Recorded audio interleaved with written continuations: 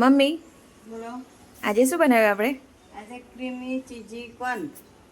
હાલો. આપણે નાખીશું બટર. હવે નાખીશું આપણે લસણ. તો અહીંયા અડધી ટીસ્પૂન જેટલો આપણે લસણ એડ કરી રહ્યા છે. બટરની અંદર એને રોસ્ટ કરી લઈશું, સારી રીતે શેકાવા દઈશું, હે ને મમ્મી?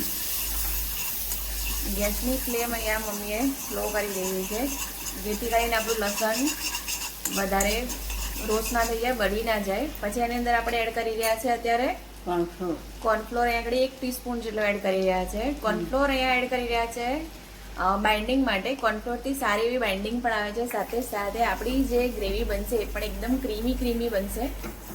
તમારી જોડે કોર્નફ્લોર અવેલેબલ ના હોય તો તમે 1 ટીસ્પૂન મેદો પણ અંદર એડ કરી શકો છો. અને જેમ કે તમે જોઈ શકો છો, મમ્મી કોર્નફ્લોરને સારી રીતે સોતે યાની કે રોસ્ટ કરી રહ્યા છે. તો હવે દૂધ નાખીશું. દૂધ નાખીશું. ચલો, તો અહીંયા આગળ આપણે દૂધ એડ કર્યું છે. દૂધ એડ કરીશું એની અંદર મિલ્ક, તો એનાથી આપણી creamy white sauce gravy ready થઈ જશે. આ સેમ એ જ ગ્રેવી છે જે આપણે વ્હાઈટ સોસ પાસ્તાની અંદર આપણે યુઝ કરીએ છીએ. સેમ એ જ ગ્રેવી અહીંયા આગળ આપણે બનાવી રહ્યા છે, કેમ કે આપણે ચીઝી કોર્ન બનાવી રહ્યા છે, ચીઝી ક્રીમી કોર્ન. તો એ જ ગ્રેવી અહીંયા આગળ યુઝ થશે. ઓરેગાનો નાખીશું. તો અહીંયા 1/2 ટીસ્પૂન જેટલા આપણે ઓરેગાનો એડ કર્યો છે, અને ચીલી સાથે સાથે ચીલી ફ્લેક્સ પણ આપણે એડ કરી રહ્યા છે અહીંયા આગળ. આપણે બ્લેક પેપર નાખીશું હવે. હા, બસ એમ. હવે નાખીશું મીઠું. તો મીઠું પણ આપણે એકદમ ઓછા અમાઉન્ટમાં એડ કરી રહ્યા છે, કેમ કે આપણે ઓલરેડી અંદર ચીઝ એડ કરવાના છે, બટર પણ એડ કર્યું છે. બટરની અંદર પણ મીઠું હોય છે, સાથે સાથે ચીઝની અંદર પણ મીઠાનું પ્રમાણ આવશે.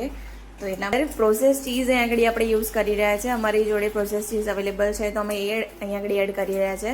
જો તમારી જોડે મોઝરેલા ચીઝ અવેલેબલ હોય તો તમે એ પણ યુઝ કરી શકો છો. તમે તમારી પસંદનું ચીઝ સ્લાઇસ, કોઈ બી ચીઝ તમે અહીંયા આગળ એડ કરી શકો છો.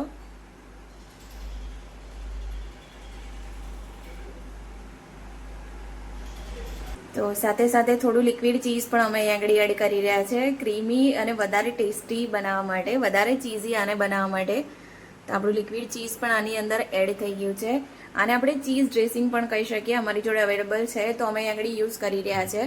જો તમારી જોડે અવેલેબલ ના હોય તો તમે આને સ્કીપ પણ કરી શકો છો. તો તમે જોઈ શકો છો એ પ્રમાણે આપણી ગ્રેવી એકદમ સરસ થીક કન્સિસ્ટન્સીમાં આવી ગઈ છે. આપણો જે આ સ્પૂન છે એ કોટ થઈ રહ્યો છે ગ્રેવીથી, એનો મતલબ આપણી ગ્રેવી એકદમ પરફેક્ટ કન્સિસ્ટન્સી વાળી બની ગઈ છે. મકાઈ હવે એડ કરીશું. પહેલેથી બાફીને રાખ્યા હતા, કોર્ન એડ કરી રહ્યા છે, જેને આપણે પહેલેથી જ સારી રીતે સ્ટીમ એટલે કે બોઇલ કરી લીધા હતા અને એના પીસમાં રેડી કરીને રાખી લીધા હતા. તો એ પણ આપણે એની અંદર ગ્રેવીની અંદર એડ કરી રહ્યા છે. અને એ રીતે ગ્રેવીમાં આવી રીતે મિક્સ કરી દઈશું, જેથી આપણા કોર્ન છે ગ્રેવીથી પરફેક્ટલી કોટ થઈ જાય અને એકદમ ક્રીમી વાળો જે ફ્લેવર છે એ આપણા કોર્નની અંદર આવી જાય.